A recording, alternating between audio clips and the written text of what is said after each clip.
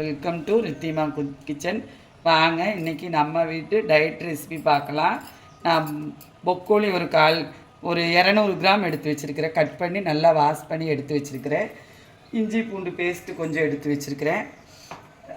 ஜீரகம் குருமிளகு பொடிச்சு வச்சுருந்தது அது ரெண்டும் கூடி 1 ஸ்பூன் எடுத்து வச்சுருக்கிறேன். வாங்க பார்க்கலாம்.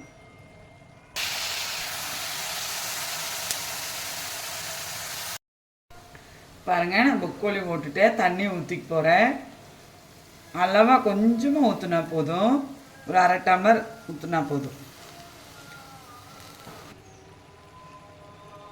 பாருங்கள், ஒரு 1/2 டம்ளர் தண்ணி ஊற்றிட்டேன். இனி இது வேகணும். நான் அப்போவே கூடவே பெப்பர் பொடி ஜீரக பொடி பொடிச்சு வச்சுருக்கிறதையும் போட்டு போகிறேன்.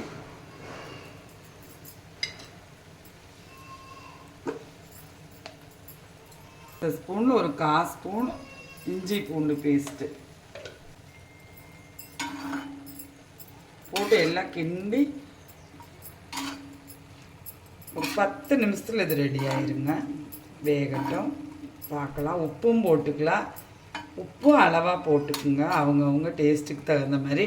அதே மாதிரி இந்த பொக்கோலி கட் பண்ணுறது அவங்கவுங்க விருப்பத்துக்கு தகுந்த மாதிரி கட் பண்ணிக்கோங்க.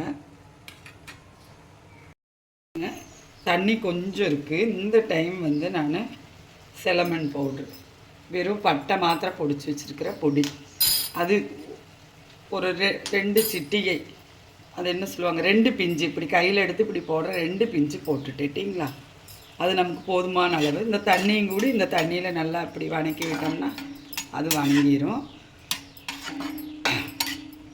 இதுக்கு எண்ணெய் இல்லைங்க, எண்ணெயே ஊற்றி நம்ம செய்யலை. பாருங்கள், இதை நம்ம ஓப்பன்லேயே வேக வச்சதுனால அதோட கலரை, பொக்கோலியோட கலர் அவ்வளோ சேஞ்ச் வந்திருக்காது. பாருங்கள், இன்னும் கொஞ்சம் வேகட்டும், பார்க்கலாம்.